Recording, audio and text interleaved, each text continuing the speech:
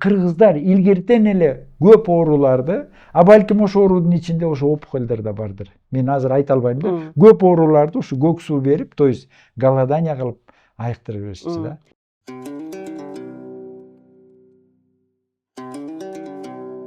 Саламатсызбы, урматтуу достор. Сиз Биринчи байлык ден соолук каналына кош келдиңиз деп айтсам болот. Бүгүнкү биздин темабыз ачкачылык менен дарылоо же болбосо ооруну алдын алуу. Бул теманы эми баарыбыз эле бардык интернеттенби же коомдо аябай ушул суроо көп болуп атат. Бүгүн болсо ушул специалисттин өзүнөн адистен угайлы деп биз студиябызга адисти чакырдык. Адисибиз жөнөкөй адис эмес, медицина илимдеринин доктору, профессор, көп жылдык стажы бар Талант Орускулович. Саламатсызбы, Талант Орускулович? Биздин студияга кош келипсиз. Рахмат. Сизди көптөн бери чакырып, ушул канчалаган адам ачкачылык менен кантип дарылансам деп сизди күтүп атышат. Анан мен ойлойм, сиз бүгүн от души айтып бересиз, ушу ачкачылык деген эмне, аны кантип дарылаш керек, баарына эле ачкач боло берген болобу, болбойбу деген боюнчачы. Анан биринчи суроом, Талант Орускулович, сиз кыскача өзүңүздүн жөнүндө айтып кетсеңиз, канча жыл врач болуп иштейсиз, кандай иштедиңиз, ушулар жөнүндө? Мен 72-жылы институтка өткөм, медакадемияга. Анан 77-жылы институт бүтүп, бирок бүткөнчө дагы 2 жыл мурун бүтөргө 2 жыл, 3 жыл калганда ошол жерде иштеп жүрдүм 3-чү детский больницада. Пол жууп биринчи, анан медбрат болуп, элдин баары ошентет да, көп студенттер ошондой болот. Анан ошентип иштеп, ошо мындайча айтканда 50 жылдан ашык болуп калды. Ошол жерде мен 3-чү балдар ооруканасында иштеп жүрөм. Ошол убакыт анын ичинде Андан бери 50 жыл өтүптүр, Да, 50 жыл өттү. 50 жылда эл жаңдайт. Азыркы тиги жаштар бизге окшоп пол жуйт болду экенби, таң калып, ошол ичиме өзүмө суроо берип атам да. Бирок кээ бирөөлөр бар, иштеп баштайт да, ошентип неметпей мындай иштеп жүрөт. Мен бүгүн бир студентти көрүп аябай таң калып ушуга баа бердим. Биз бүгүн бир бронхоскопия деген манипуляция бар да, өпкөн билесиңер, ошону жасап неметип атканда, бирөөлөр сууду төгүп ирсе, ошол бала чуркап келип, өзү 3-чү курста окуйт экен мединститутта. Кадимкидей жууп, ушундай ыраазы болдум да, мен мындай неме күттүрбөй эч кимди өзү ошо. Эң жакшы. Жөнөкөйлүк, бул адамгерчилик аябай дайыма эмеден калат болуш керек. Мейли тиги 50 жыл өтөбү, 100 жыл өтөбү, ушул баалуу болот да, Талант Орускулович. Талант Орускулович, мына ушу 3-чү детскийде канча жыл башкы врач болуп иштедиңиз, главврач болуп? Анан кийин институтта канча жыл иштеп атасыз? Мен 25 жылга жакын, биртке жетпей калды, 25 жылга жакын главврач болдум ал жерде. Биринчи врач болуп баштап, кандидаттык диссертацияны жактадым, балдардын өпкө хирургиясы боюнча. Анан бир 10 жылга жакын эхинококкоз менен, ошол убакта аябай рецидивтер көп болуп, анан ушундай орусча айтканда актуалдуу тема болчу да, муну изилдеш керек болчу. Анан ошо 10 жылдай неметип, анан аны докторский жактадым, диссертация. Ошо анан иштеп жүрөм, зав кафедра болдум. Анан главврач болуп параллельно иштеп жүрдүм. Анан жана жерди курабыз деп, жана бир оорукана курулуп атпайбы, ошого да бир топ чуркап жүрдүк, акча табабыз деп. 3-чү балдар больницанын жанында, ошол эле короого куруп атабыз азыр. Неме Саудовский фонд развитиядан акча алып, алар бизди финансировать этти, эми кредит берди да. Аябай аз кредит, тим эле 30 жыл отсрочкасы менен. Ошол куруп бүтүлүп атат, Кудай буйрса ошол жер аябай чоң борбор болот.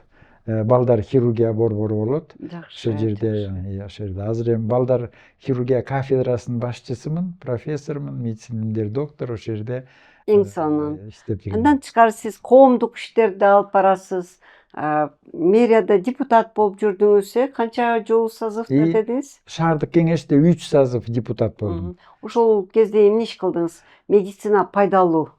Ошо мен ал аяка депутат болуп барганымдын себеби да ошо, мен жана докторский диссертацияны баштагам да, анан жана эхинококк ады эле рецидив берет да. Анан ошону изилдеп көрсөк, ошонун бир себеби ошо тетип базардан башталат. Эт инфицирование болот да, эт. То есть туура эмес союлган малды туура эле соет, бирок союп атканда оорулуу мал жана эхинококк менен этке тарап калат да. Анан ошону тиги ветеринарлар терден карап өткүзүш керек болчу. Мен мындай барып айтып жүрдүм. Муну карасаңар болот, боорун өпкөсүн кошуп келет да. Эми ким азыр бизди угуп отурган болсо, эт менен заниматься этсе билет. Ар бир тушага ичине боорун, анын өпкөсүн салып келет. Аны ветеринар көрүп, бүтүн болсо өткүзөт, эгерде оорулуу эхинококк болсо аны өткүзбөй коет да, ушундай. Бул только визуально карайбы. Визуально карап эле билип коет. Анан ошол алдын алуу иштеринин бири да. Анан ошолдон мындай туура эмес болду. Анан мен барып 2-3 жолу айттым, мени ким угат, врачты. Бар ишиң кыл деп коет. Кийин анан депутат болуп, атай комиссия түздүрүп, комиссия менен барып, анан ошону биз тыйдырдык. Канчалаган адамдардын ден соолугуна пайда келтирди. Пайда келди. Себеби анын цепочкасы мындай экен да, эхинококкту жанагы кулинардык немеге жарабаган сөөктүн баштары, уштары өзүнчө сатылат да. Аны үйүндө ити барлар чийки бериш керек деген бир ушундай сөзү бар экен. Алып барып берет, эгерде ал инфицирован болсо, ит аны жейт, анан ит адамга жугузат. Ушудан кетет да. Ушундай мен 10 жыл өмүрүмдү ошого неметип, анан диссертацияны жактадым. А так балдар хирургиясында ушу жаңы төрөлгөн ымыркайдан баштап 16-17-ге чыккан балдар менен, оорулар менен. Ошондо талант Орскулович 50 жылдан ашык убакытта канчалаган өмүрлөргө сиз пайда келтирдиңиз, канчалаган студенттерди даярдадыңыз? Сиз өзүңүздү бактылуу деп сезесизби азыр? Инсонун. Жакшы көргөн кесибим менен иштесе киши бактылуу да. Инсонун. Талант Орскулович, эми биз ишибизди ошо улантыбыз, медикпиз, врачпыз. Бүгүнкү биздин темабыз жана ачкачылык темасы. Аябай кээ бирде мода болуп кетти. Врачпы, врач эмеспи, башка кесиптерби, ошону аябай коомго мындай агрессивно киргизип атышат. Момундай кылсаң сени, бирок көбүнчөсү эле арыктоого эметилип атат. Ушу деги эле ачкачылык деген эмне, ошону айтып кетсеңиз. Ачкачылык голодание деп койсок, мындай орусчасын айтсак, бул тамак тыйып коюш да, тамакты жебей коюш. Бир канча убакытты. Голодание өзү 1-2ге бөлүнөт. Мындай түрлөрү бар да. Мисалы үчүн суу менен голодание и сухой голодание деген бар. Сухой голоданиянын таасири күчтүүрөөк болот, бирок аны кармаш кыйыныраак. Мен өзүм ушунча жыл тажрыйба менен, 50 жылдай болуп калды голодание менен өткөнүмө, 2 жолу сухой голодание мен неметтим, бирок абдан оор болот. Бирок адан чыккандан кийин киши башкача болуп калат да. Мындайча башка кишини алып эле башка денени бергендей болот да. Бирок аны жасаш кыйыныраак. Анан голоданиянын дагы мындай бар, немесине, мөөнөтүнө карата. 1 күндүк, 5 күндүк, 20 күндүк, жана сиз айтып аткандай ошентип бөлүнсө да болот. Бирок негизи биз голоданияны билген кишилер бүткөн голодание, анан бүтпөй калган голодание деп бөлөбүз. Себеби бүткөн голодание деген адам ушунча күн голодать этиш керек, ачка болуш керек. Адан кийин уже анын бүттү, өзүнүн ички клеткаларында уже энергия калбайт. То есть завершенный деп коет орусча, бүттү голодание. Аны тамырынан, тилинен, жана дагы бир 3-4 симптомдорунан мен эгерде жүргүзсөм, ошо ал оор голодание жүргүзсөм, ошону карап турушум керек. Илгери муну көк суу ичирчи. Укчу элеңиз, көк суу дейт. Көк сууду 40 күн ичирет экен дечи. Бирок мен өзүмүн тайнем ушундай элдик неме болчу да. Ал киши 40 күн, орто эсеп менен 40 күн экен да, бирок кээ бирөөдү 40 күнгө жеткизбей эле барып тамырын кармап туруп эле сеники бүттү голодание деп койчу. Сеники бүттү, көк суу бүттү, бербейбиз деп анан анын чыгарышы дагы бир 10 күндө ээлейт. Аны туура чыгарыш керек. Ал голодание бизер үчүн 30 күн, 32 күн же 31 күн голодать этип алып анан туруп эле тамак ичип алса ал зыян келтирип алышы мүмкүн. Ошон үчүн жана голодание көк суу ичирген киши аны ошодон голоданиядан чыгарып бериш керек да. Чыгарып бериш керек. Авиценна клиникалар тармагы 2000-жылдан бери ден соолугуңуздарга кам көрүп келебиз.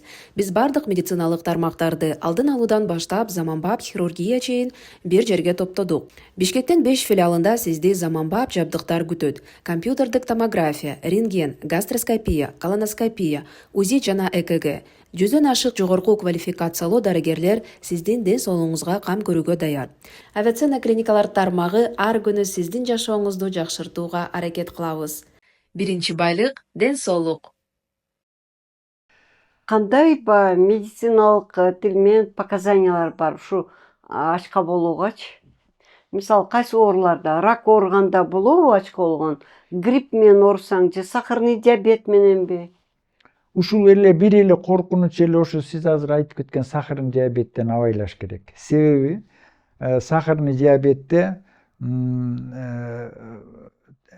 кандай десем, клеткалар ансы деле тиги неме бар да, особенно второго типа же любого типа, а второго типада неметилбеген инсулин бар да, колдонулбай калган, мындайча айтканда. Ошол ачка болгондо ошол гипогликемический шок кылып коюшу мүмкүн адам. Мен ошодон өзүм корком аябай. Мага деле сахарный диабет менен көп келишти, көп мен жана сендометте биз көп өткүздүк. Бирок ар бир сахарный диабет менен жаткан киши чыгып кеткенче мен ушундай аны аябай өзгөчө карап жүрдүм да аларды. Себеби чоң коркунуч бар. Аларды абайлаш керек. Себеби гипогликемический шок. Эгерде гипергликемический шок болсо еще чыгарса болот. Сиз врач да билесиз, аны азыр бизди врачтар рухсат эле поддержат. А гипогликемический шоктон гипогликемия болуп калса адам редко чыгат. Өлүп калышы мүмкүн да. Демек ошо бул сөзсүз врачтын көзөмөлүндө болуш керек. Же билген кишинин көзөмөлүндө болуш керек да. Бизер үчүн жанагы табиптар деле биздин көк суу бергендер сахарный диабет менен алчу эмес экен. Ана мен ошо бир көп киши менен маектештим да, силер кантип билдиңер сахарный? Эми кийинки убакта дейт сахардан эле билип эле сахарный диабет деп билчүбүз дейт. А мурун алар сахарный диабеттин кадимки симптомдорун айтып атышат. Алар билет алар. Аны менен биз албайбыз деп ошентип неметет. Бул ушуну гана абайлаш керек. Лечебный голодание жаңы чыккан модный бир методбу же илгертен келаткан бир ыкма дарылоо? Кыргыздарда бизде бар беле окум тукумда? Сиз айтып атпайсызбы? Тайнем бар эле деп. Ошо сиз эми окумуштуу катары бир тарыхын айтып берсеңиз. Бул илгертен келип аткан жана көк суу ичирет деген бул ошол голодание. Анын көк суудун айырмасы болгондо эле бир 2-3 литр сууга 1 же 2 столовый ложка сүт кошуп коет. Ошол слабо белковый неме болуп калат да, раствор болот. Ал эч питательный неме ада жок. Бирок ошол көк болуп турат да, ошону ичиришчи. Ошону көк суу деп койчу. Көк суу деп ошону ичиришчи да. Мен ал өзүмдө көргөм, өзүм да ошону ичип көрдүм. Бирок мен баары бир таза суу менен голодать эткенге, кайнатылган таза суу ичип ачкачылык болушка мен ошол жакты көбүрөөк колдойм да. Себеби тигини мен билбейм, анан ошон үчүн жаңылып каламбы деп корком. Талант Рыскулович, мына сиз врач, педиатр, хирургсуз, Детский хирург. Детский хирургсуз. Анан жөндөн жөн эле ачкачылыкка кызыгып калган жоксуз да? Ошо эмнеден башталды? Өзүңүздүн практикаңызды айтып берсеңиз. Мен кандай десем, бул кээ бир физический показательдер голоданиядан чыккандан кийин эмне менен ооруп калгандан кийинби же эмнеге? Жок, мындай өзүбүздүн мисалы үчүн физический показательдерди эле алсак да, мисалы үчүн адам баласы канча жолу отжиматься эте алат, же болбосо канча километр чуркап кете алат, же болбосо мындай спорт жагын алганда. Ошону мен кызыгып калдым да, ушуга таасир береби же бербейби деп. Жашыраак кезде мен дагы баары эле спорт менен машыгып өтөт. Анан бир күн эле мен голодание жазадым. Голоданиядан кийин ошол показательдер 1,5 эсе өстү. Кандай показательдер айтып Ну, бериңиз. например, туш айтып атпайм, например, чуркагандын скорости.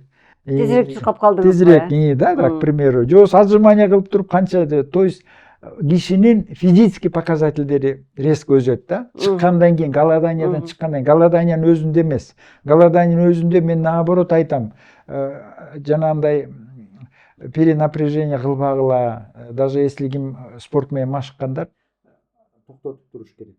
Эмнеден кийин сиз жаш болуп туруп ушул методикага өттүңүз? Анан негизи бир кошунабыз бар болчу да.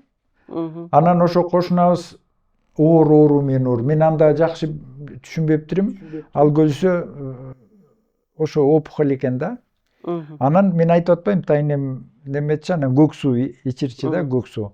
Анан ушу болобу десем, дагы көк суу ичирели деп ошентип калды. Анан кийин ошо кишини бир 40 күндөн ашыраак ичириштүү. Ошо азыр мындай точно эстей албайм. Ушу 40 күндүн тегереги да. Өзү негизи адамдын немеси 40 күндүн тегерегинде бүтөт. Резерви да. Ошону билип туруш керек. Анан ошондой ичирди. Адам мурун ал бияка келип, мен анда тиги немеде айылда көрдүм да ал кишини. Бияка келип, центр онкологияда изилдей обследование өтүп, жана диагнозду тактап, анан кеткен экен. Эми сиз айыкпайсыз дегенби, же химия терапия бергенби ошондой. Бирок жана голодание өткүзгөндөн кийин, жана киши голодание өткүзүп, ортосунда голоданияны дагы бир анан кийин айтып кетебиз го, дагы ортосунда эмне кылыш керек. Ошонун баарын бүтүрүп келип кайра изилдегенден кийин ал киши таптаза ооруунан айыгыптыр. Анан келип анан айтышты оюк да, менин тайнем ошол голодание жүргүзгөн. Аны мен ойлодум да азыр, ушундай сүйүнүп, бул ушундай мен жетишкендикке келдим деп айтып атса, эчтеке эмес, андайлар ушинтип эле айыгып атат деп. Аны менен эмне айткым келет? Кыргыздар илгертен эле көп ооруларды, балким ошо оорудун ичинде ошо опухольдер да бардыр. Мен азыр айта албайм да. Көп ооруларды ушу көк суу берип, то есть голодание кылып айыктыра беришчи да. Эң сонун, Тантур Орускович, анда сиз ушуну айткыңыз керек, панацея деп.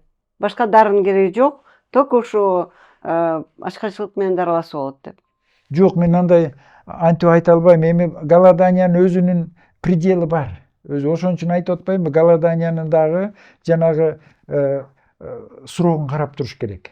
Эгерде бир ооруга колдонсок, бир ооруду айыктыралы деп, бир хронический, эми эмне деп коелу, бир атеросклероз деп коелу, же бир ооруду алсак, завершенный голодание кылыш керек. То есть бүткөн голодание кылыш керек. Чала була жанагындай бир 10 күн голодать этип токтото коюп, 5 күн голодать этип токтото койгон ал болбойт. Ал деле жакшы, негизи организмге жакшы голодать эткен. Бирок результат жанагында гана жакшы результат келет да. Бирок аны же суу менен, жана көк суу менен гана голодание кылдырыш керек. Ушул ыкма биздин министрликтен тастыкталганбы? Болот ушундай ыкма менен дарылоого депчи. Жок, ошо списокко да кирбептир. Мен баягы күнү бул министр эмес, бул да мурунку министрде бардым. Ким эле аты, министр, жакшы бирөө министр болгон, барып кирип айттым. Ушундай биз голодание көп жылдан бери неметип, ал билет экен. Голодание абдан, өзү дагы ал киши өзү да голодать этет экен. Анан ушул кирбей калыптыр списокко деп. Башка жанагы немеде кирип атпайбы, жана эмне эле Бул ыкма демек болуптур. Биздин министрликте кирген эмес, башкалардачы? Башка министрликте, мисалы үчүн Россиянын министрлигинде официально голодание деген бар. Же болбосо илим жагынан тастыкталган, Тастыкталган, илим жагынан тастыкталган. Мына мен канча жылдан бери, мен бирок Кудай сактасын, осложнение болгон жок. Канча кишини айыктырдым, канча кишиге голодание өткүзүп, аягына жеткизип, анан тамырынан башка симптомдоруна мына голодание бүттү деп, анан выход кылып. Сиз өзүңүз практиковать этесизби? Мен да сөзсүз голодать Канча этем. жасайсыз, кандай ыкма менен ушуну айтып берсеңиз? Мен, мисалы үчүн, мен өзүм сезем да, мына жүрүп эле бир күнү сезем, мен голодать этишим керек деп. Сөзсүз мен ошол завершенный голодание кылам да. То есть адам меники уже мына бүттү голодание деп, анан выход жасап туруп, анан ошо менен айтат. А так бир жумада бир күн у меня сөзсүз голодание. Бир жылда 4 маал 5 күндүк голодание кылам. 5 күндүк голодание жанагы вести нормализовать этет, бирок аябай жакшы тоже эффект бар 5 күндүк. Сиз көрүнүшүңүз аябай жакшы. Канча жаштасыз, Талант Орускович? Мен 71-демин. 71-де. Көрүнүшүңүз аябай жакшы. Балким ушу сыры ошондодур. Кандай деп ойлойсуз? Билбейм, балким себеби киши мындай вес лишний вес болбосо жакшы да. Талант Орускович, сиз эми көп жыл ушул ачкаччылык менен дарылоону, орун алдын алууну практикаладыңыз, тажрыйбаңыз аябай көп. Кандай бир жакшы бир случайларды айтып берсеңиз? А то биздики көрүп аткандар ойлошот да, врачка барбай эле, ачка болсок эле, рактан айыгып кетебиз, сахардан айыгып кетебиз деп, ошо боюнча өзүңүздүн врач катары айтып кетсеңиз. Бирок баары мен ойлойм, сөзсүз врачта наблюдениеде болуш керек, сөзсүз. Ал голодание бул народный лечение болот атпайбы, элдик лечение. А элдик болгон соң бул бир атайын илимий мындай изилдөө жүргүзүп, атайын мындай бир опубликованный жумуштар аз голодание боюнча. Бир Кыргызстан боюнча, немес, мындай мен бывший Советский Союз боюнча билебиз, Филонов деген бир неме, Москвада бир 4-5 центр бар. Киевте бар болчу, азыр эми жаап салышыптыр. Бир топ Россиянын бир 4-5 жеринде бар. Негизи голоданиянын Суворин деген бар болчу 1700 жылдары Россияда голодание жүргүзүп, ошо Николаев деген Россияда аябай көп голодание неметкен. Негизи эле вообще Россияда биз эми орусча сүйлөп, орусча окуп көнүп калдык да, литература. Россияда голоданияны биринчи нерв ооруларына колдонуп башташкан да. Аябай жакшы эффект берип, анан бирок ошол нерв оорудагы кишилер жакшы болуп кетип, анан кийин келип жана врачка айтат, а менин мындай ооруларым бар эле, алар дагы жакшы болуп кетти деп. Негизи, бирок биз кандай десем, кыргыздар, көчмөн элдер. Эми биз жерге байланган эмеспиз да, биз чөптү өстүрүп, дикий бир жапайы чөптөрдү эле терип алып, ошону мындай дары катары колдонбосок, биз өзүбүздүн гана денебизге иштеп көнүп калганбыз да. Ошондуктан мен ойлойм, кыргыздар жана көк суу ичирип, то есть голодание кылып, бул миңден бир дары деп, көп ооруга дары деп илгертен мындай тажрыйба алып калган да. Эми аны дагы жанагы анда табиптер неметчи да, врачтар эмес. Эми мен врач, азыр мен илимий керек болсо анализ жасай коюп, ушинтип атпайм. Мен мына Сеннаметте даже анализ жасайбыз. Канын анализин алабыз, мачасынын анализин алабыз, ушинтип текшеребиз да, башында, аягында. Андай жасабай эле тамырынан гана кармап, көзүнөн, тилинен кармап гана карап билчи да. Голоданиянын мисалы үчүн бүткөнүн, голоданиянын бүттү деген, завершенный деген сөз да. Мунан ары бир да күн голодать эткенге болбойт деген, завершенный деген сөз да. Аны дагы ошо бирөөдүн көзөмөлүндө болбосо киши өткүзүп бериши мүмкүн да. Адан кийин уже бир кайтпас процесстер болушу мүмкүн. Ошон үчүн голоданиянын мындай сырткы бети да бар да, мындайча айтканда. Терс жагы да бар. Ошон үчүн ошону да биз эске алышыбыз керек. Бирок мен азыр байкап жүрөм, голодание менен эткен кишилер, голодать эткендер завершенный кылышпайт. Алар билбейт да себеби, аны тамырдан гана билинет. Тамырдан, тилден, анан адамдын өзүнүн мындай кандай десем, самочувствиясынан гана, ошодон гана билинет да. Ошону билип бүттү деп айтса болот. Мына жакында орозо башталат деп атат, Талант Орускович. Ошол кандай дейсиз?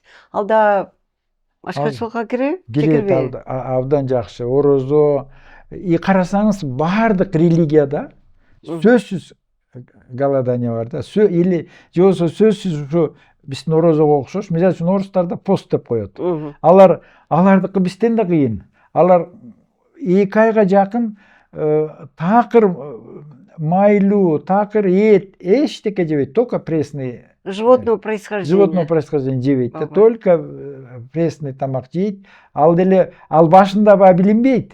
Мен себеби ушул жерде орус балдар менен окуп, орустардын арасында өзү билип калдым го. Алардын ата энеси бир 20 күн өткөндөн кийин аябай кыйналышат. Бирок лечебный эффект аябай чоң.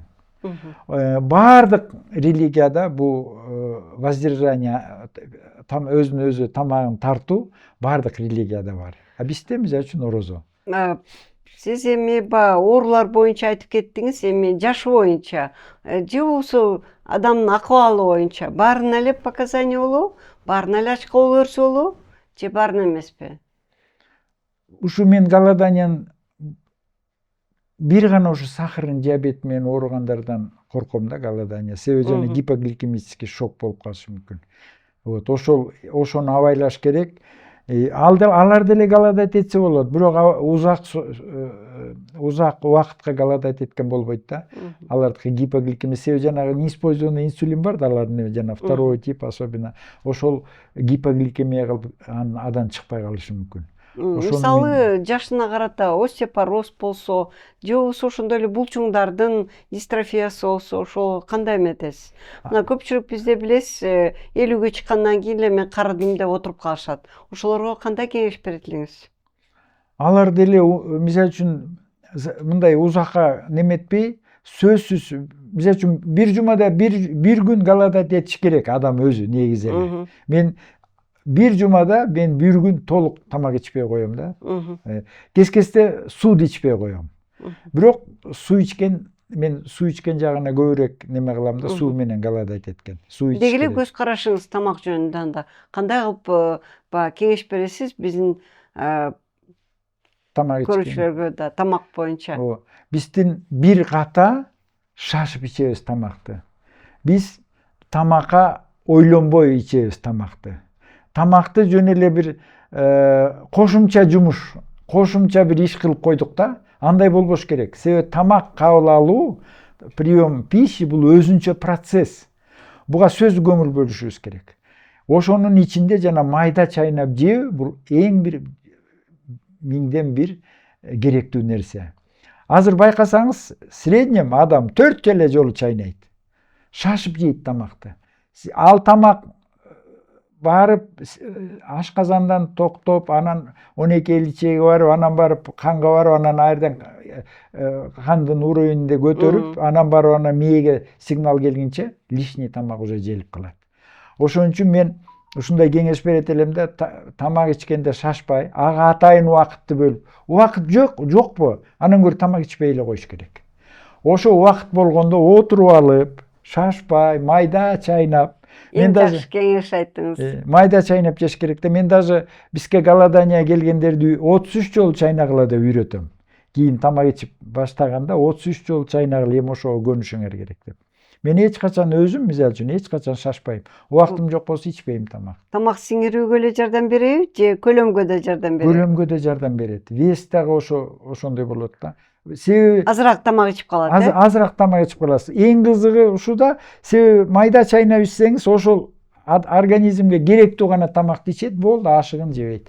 Шашып жеп салган киши тамакты, ошол тамак лишний болуп калып атпайбы? Ал биринчиси сиңип барып неметкенде анан барып сигнал келет да, тойдуң деп. Антон Рысколович, мен дагы эми өзүмдүн оюмду кошуп кетейин. Мына жакында орозо келатат дедик, акыркы жылдары аябай мода болуп кетпедиби? Ифтар депчи. Анан адам кечке тамак жебей жүрүп, анан түнү бою тамак ичкен зыяны жөнүндө дагы бир жолу баса белгилеп кетсеңиз. Ооба, бул аны тиги биздин дин жагын менен заниматься эткендер, дин кызматкерлери деп коелу, молдолор же болсо ошо динди жакшы билгендер дагы айтат. Тамактын ооз ачканда абайлаш керек деп. Потому себеби чын эле кечке жүрүп анан ооз ачканда эчтекени карабай туруп жешип атпайбы? Ошондо майда чайнап жеш керек. Ошондо биринчи жана суу ичкен дагы жөн жерден калган эмес, жөн эмес. Ага биринчи сууду ичип, ошо суудун сиңгенин сезип, анан барып анан кийин тамак ичиш керек. Анан майда чайнап шашпай ичиш керек. Ошондо керектүү гана тамак сиңет. А эгерде ачка болуп, баягы кыргызча айтканда тим эле тамак эле жеп алам деп отуруп анан тамак ичип алса ооруга да туушар болушу мүмкүн. Андай орозо кармабай эле коюш керек. Ашыкча тамак зыян болот. Зыян болот, ашыкча тамак зыян. Ооругуң келбесе оозуңду жей дегендей. Ошондой. Ошон үчүн абайлаш керек. Бул тамак ичкен өзүнчө процессте көңүл бөлүш керек. Сиз эми көпчүлүк ооруларды айыктырдыңыз, бир кызыктуу бир практикаңыздан айтып берсеңиз. Кайсы ооруну айыктырдыңыз? Кандай ушул ыкма менен сыймыктанасыз? Кайсы сизге аябай бактылуу бир состоянияны алып келди? Врачка ушундайго айыгып кетсе жыргап каласың да. Бир жигит келди, зрениясы начарлап кеткен экен. Анан кийин анын ошо терс жагында ошо мен айтып кетким келет да. Анан ал 21 күн ошого мен эмес, башка бирөө эле сунуштаптыр. Анан ошо таланторосқулчка баргыла, ошо жерден голодание жүргүзгүлө, ал киши көрөт, бирок ушул жардам берет дептир. Ал өзү компьютер менен иштейт экен, анан ошо зрение мындай. Анан бир күнү мага айтып атпайбы, анан голодать этип баштады. Бир 20-22 күн голодать эткенден кийин бир күнү мага айтат да, таланторосқулчу, мен эртең туруп бир шок болуп кала баштадым дейт. Мен туруп эле баягы кадимкидей эле очкими кийип эле отуруп компьютерди жуунуп, тазалангандан кийин компьютерди иштейин десем, очкини кийип көрбөйм дейт. Таптакыр көрбөйм эмес, очким жарабай калды дейт. Өзү эле көрсөтпөй мындай диоптри туура эмес келип калды. Эмне болду мен? Бул значит голодание кайра зыян келтирдиби деп ойлоп, очкисин чечип анан бирде иш кылып анан случайно караса, очкиси эле көрүп калыптыр. Мен аны ошодон түшүндүм дейт. Мен көрсө, мен кийип жүрүп иштеп аткан очки уже мага кереги жок болуп калыптыр. Деп ушундай сүйүнүп мага мен айттым, эми давай дагы жеткисе эле аягына. Ошондо ошо жигит бир 36-34 күн голодать этти. Анан мен аны выход жаздым. Выход өзү где-то бир 12 күн, 13 күн убакыт алат. Аны да туура киргиш керек да выходты. Аны баары мен жазып берем. Ушундай кылып, мына бүгүн муну ичесиң, ана муну ичесиң деп бир 10 күн выход кылдык. Анан ошонун бир кызык эмес, терс жагы да жана-жындай болуп көзүнө аябай жакшы таасир берди. Язвасы бар эле, ал жабылып калыптыр. Жардам берди. Дагы бир оорусун азыр эстей албай атам. Ага 3 ооруга жардам берди. Ушундай кубанып жүрдү. Анан выходына 3 күн калганда мага келди. Мени тойго чакырды деди. Мен айттым, сен тойго барба. Сен барба, 3 күн чыдап кой. Алар таарынбайт. Айт, мен ушундай голодание кылдым эле, мен ушундай десем, эми таза кыйбас жер эле, анын үстүнө тиги жана жумушума да таасир берип калабы. Сен айтып түшүндүр да, барба да дедим. Болбойбу. Айттым, барба дедим. Мен сага эчтеке айта албайм, бирок тойго барба. Той деген ар кандай тамактар турат да. Баары жеп атат да ошо тамакты. Сен туура эмес немеге түшүп аласың деп ошентиши мүмкүн десем, барыптыр. Болбой барбайм деген, анан барыптыр. Барып, анан эртесимиз жете бир 4-5 күндөн кийин мен зрением кайра начарлады деп келди мага. Эгер мынакей көрдүңбү көбөр, ушуну бекитиш керек болчу дедим. Ушу менен неметкенде жакшы болот эле деп. Муну мен пример кылып сиздин жана сураганыңызга айтып атканым, голодание биринчи орунда дисциплина. Эгерде киши голодать 3 күн, 2 күн голодать этип алгандан 3-чү күнү тим эле өтө көп тамак ичип алса, анда кайра зыянга туушар болот. Голоданияда абайлаш керек. Голоданияны билген киши менен неме алып, сурап алып. Анча кыйын эчтеке деле жок. Тамак ичпей эле кой, болду. Бирок выходун туура жазаш керек да, ушундай бар. Демек, ошо ачка болгонго чейин даярданып, ачка болуп эметкенден кийин дагы кайра дагы өзүнүн эрежеси бар экен. Эрежеси бар. Кээрлер айтат го, мен бардым, андан кийин 2 эсе толуп кеттим депчи. ошол голодание убагында мен жана бизде терде жаткандарга мен үйрөтөм да, сиз будан чыккандан кийин биринчи эле өзүңүз ушу 33 жолу чайнайм деп сөз беришиңиз керек, жазып алышыңыз керек деп. Себеби кээ бирөөлөр чын деле кийин таза өзүн карабай кетет да. Өзүн адам дисциплинировать этиш керек да, өзүн тарбиялаш керек да. Анан голодание кылгам деп эле анан кийин адам чыгып алып туруп тамак жесе, конечно, лишний тамак сөзсүз. Бул жерден дагы бир суроо сизге врач катары, мен врач катары, сизге врач катары суроо. Ошо ачка болоордун алдында кандайдыр бир изилдөөлөрдүн кажети барбы же жокпу? Лабораториялык изилдөөлөрдүн до и после дегендей. Негизи табиптер, жанагы элдик дарыгерлер эч изилдөө жүргүзбөйт. Алар тамырын кармайт, тамырды түшүнөт да алар башкача. Бирок биз могу Сеннаметте сөзсүз анализ канын алабыз. Анан 3-чү күнү мачасын алабыз. Мачасынан дагы сөз адам билинет, голодание туура келе атабы, келе атпайбы. Ар жерде бир 2-3 параметр бар, ошону карайбыз. Анан чыгарда да бир анализ жасайбыз. Болду, анан кийин мен 3 күндүк, 5 күн голодать этсе, 3 күндүк выход жазып берем. Болду, ошону гана жейт, болду, анан кийин тамак аралаша берет. Анда Талант Ороскович бардык врачтарга ошону сунуштайсызбы? Сиз мисалы ошол эле педиатр, уролог баарына тең дегиле баардык оорулууларга кайсыл убакта показания, противопоказания ошол жеринде? Голоданияга противопоказания жок негизи. Мен ойлойм, эгерде жанагы эле сахарын, диабеттен эле абайлап, анан мындай башка ооруда мен көргөн жокмун. Кандай оорулар, мен азыр сиз айтып, мен азыр эстей албай атам, кандай кишилер өттү оору, ар кандай оору менен. Нерв оору менен да өтүштү, психиатрия оорулар менен да өттү, жүрөк оорулар менен кетти. Баардыгына бир кандайдыр бир сөзсүз жардамы болду да. Эми аны муну да улантыш керек да, голодание адан кийин дагы голоданиянын өзүнүн немелери бар, эрежелери, аны жазып берем көбүнө чыкканда. Мисалы азыр биздин ушу каналдын көрүүчүлөрүнүн 70% айымдар экен. Айымдардын боюнда болгондо же болбосо бир баягы өзгөчөлүктөр бар эмеспи эркекке караганда? Ошого кандайдыр бир дагы сунушуңуз бар, кеңешиңиз бар? Айымдарга боюнда бар кезинде гана болбойт голодать эткенде. Такыр голодать этпей эле коюш керек. Же ошо балалуу болобуз дегендин алдында голодание өтүп, выход жасап, чыгуу, голоданиядан туура чыгып, анан кийин балалуу неме болсо туура болот. Боюнда бар кезде голодать этпеш керек. Ошол эле кан оорулары, анемия оорусу, остеопороз оорусу, недостаток кальция, ошонун баарында показания бар, Баарында бар показания. Кайра ошону түздөйт. Анализдерди биз көрүп атпадыкпы? Менде мына тетиякта 2000ден ашык өттү го, 2000ден да көп өттү. Ал карточкалар турат. Кандай оорулар, кандай, ошо 5 күндүк эле биз жүргүзүп аттык. Себеби 5 күндүк эң немеде, себеби көп эле, жана сиз башында айтып кетпедиңизби, көп эле ошо салмакты түшүрөбүз менен да. Салмак түшүргөнгө 5 күндүк голодание кылыш керек. Себеби биринчи 5 күн 1 килограммдан вес түшөт. Анан 6-чы күндөн баштап 500 грамм түшөт, 7-чи күндөн баштап 300, анан 100 граммдан гана түшөт.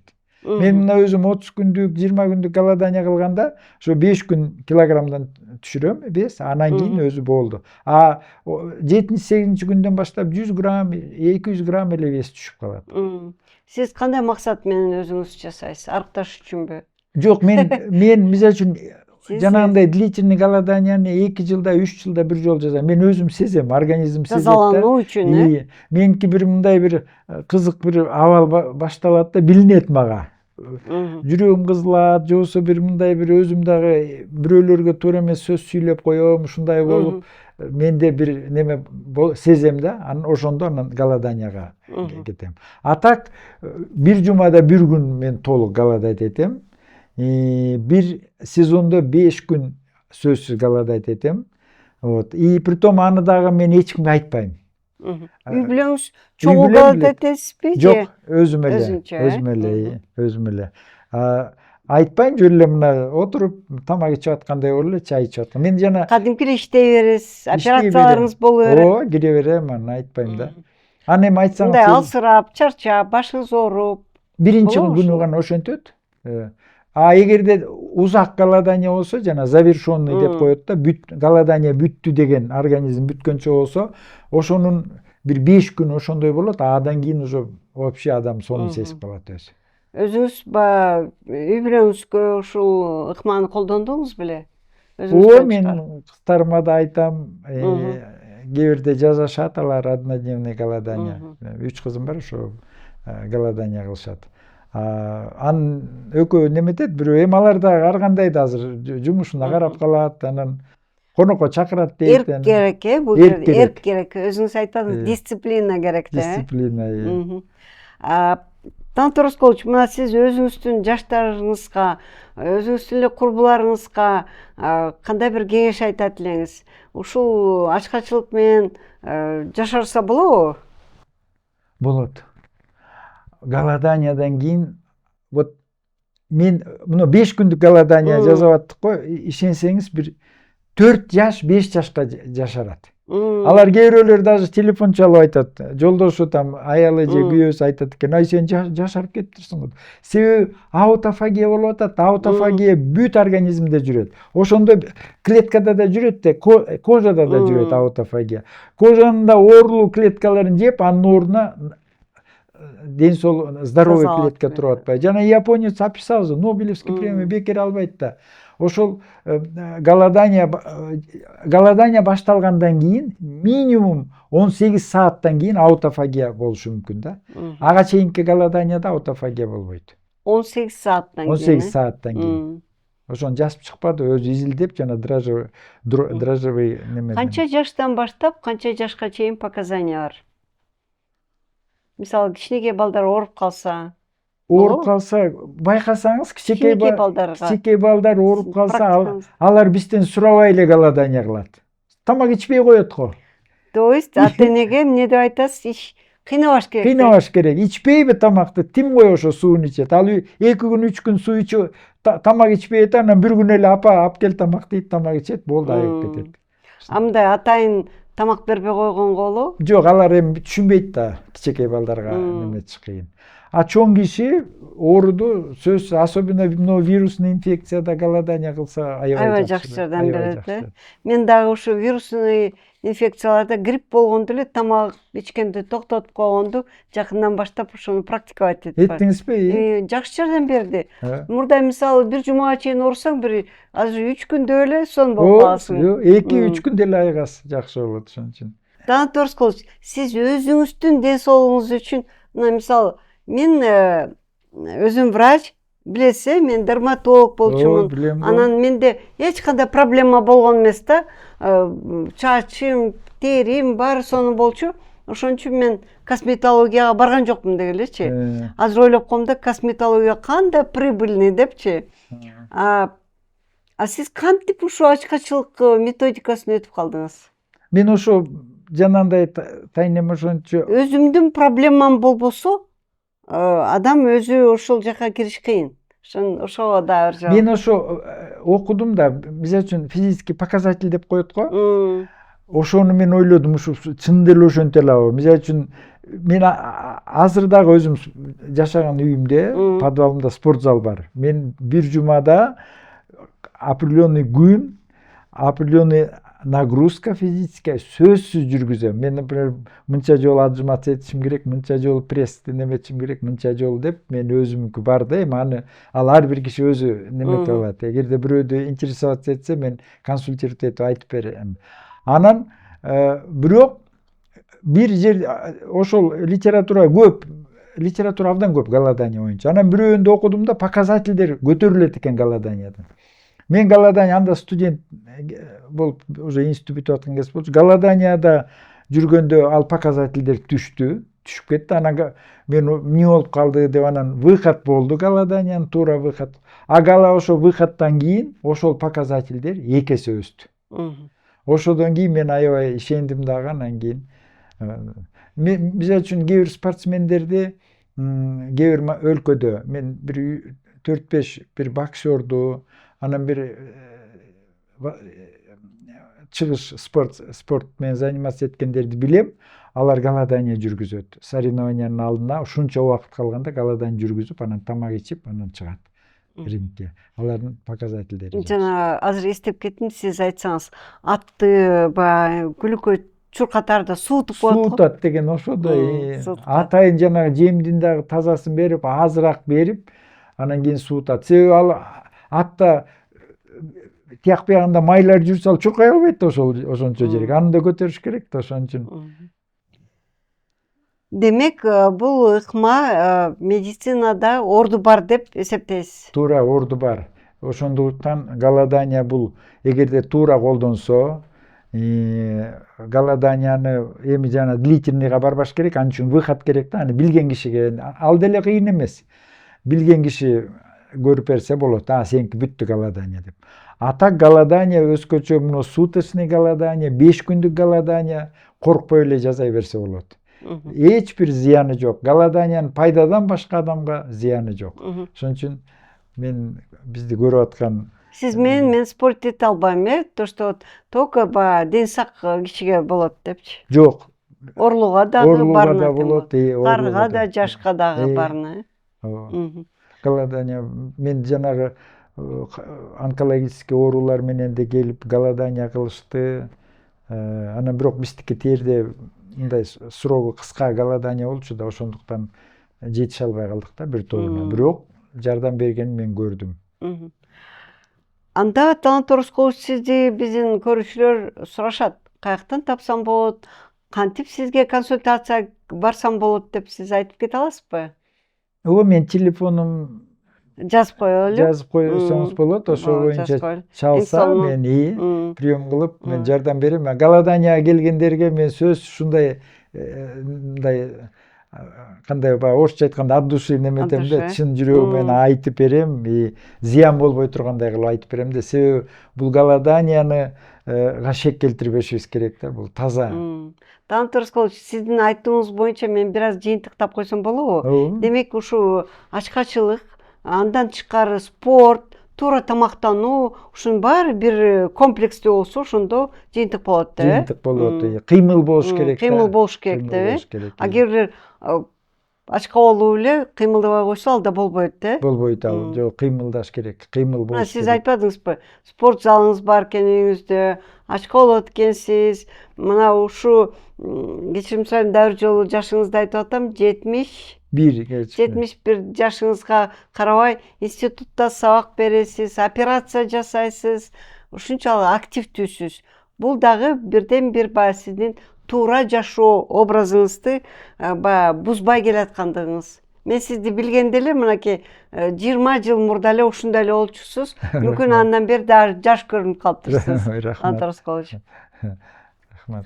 Бул передачанын негизги демөөрчүсү Авиценна клиникасы. Урматтуу биздин көрүүчүлөр, биз менен болуңуздар.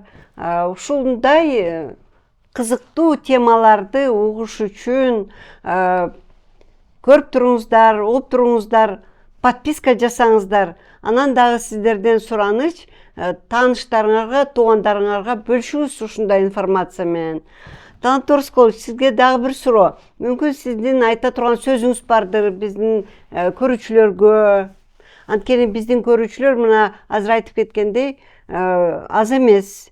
Анан көбүнчө кыргыз тилдүүлөр, өзүнүн ден соолугуна баары бир көңүл кош карабагандар, ошолорго сиз эмне айтып кетет элеңиз? Мына сизге экран, айтып кетсеңиз болот. Кайрылып. Мен ушунча ден соолуктун кандай десем, ден соолукту карап, көп кишиге жардам берген, мен түшүнгөнүм ушу эки нерсе аябай зыян экен да адамга. Биринчиси ашыкча салмак, экинчиси длительный стресс. Жанагы стресс болгон адам эртерээк чечиш керек экен да проблемасын. Жана ичинде сызып жүрө бергендер бар го, ичинен болгонду ошондойдон абайлаш керек экен. Ушул эки нерсе аябай чоң зыян келтирет экен ден соолукка. Ошон үчүн салмактан абайлагыла, салмактан абайлайбыз десеңер, ачкачылык, голодание жасагыла. Ушул абдан пайдалуу организмге. Чоң рахмат сизге студияга келип Рахмат, бергениңизге. Ыраазычылык билдирем биздин көрүүчүлөрдүн атынан. Рахмат. Урматтуу биздин көрүүчүлөр, биринчи байлык ден соолук, ар дайым сак саламатта болуңуздар. Ооруну алдын алуу алда канча жеңил. Авиценна клиникасынан алдын алуу үчүн чекаптарды алып, ошондон текшерилип туруңуздар.